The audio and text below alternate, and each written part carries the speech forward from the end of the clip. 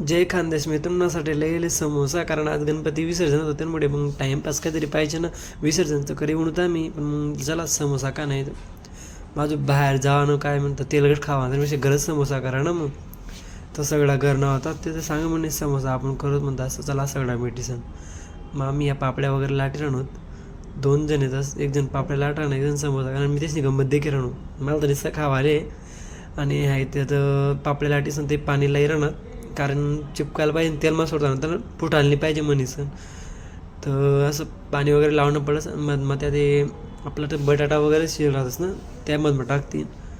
तुम्ही द्या काढास मी द्या का मग बटाटा भाजी लई मधी मस्तपैकी अजून डीप करीन.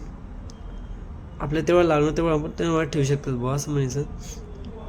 आता ते का समोसा होईल तुम्हाला आता रेडी.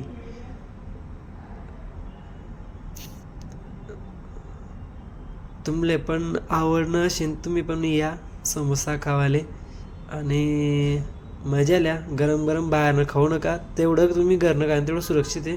आणि मग चॅनल तुम्ही लाईक करा, फॉलो करा, सबस्क्राईब करा. धन्यवाद.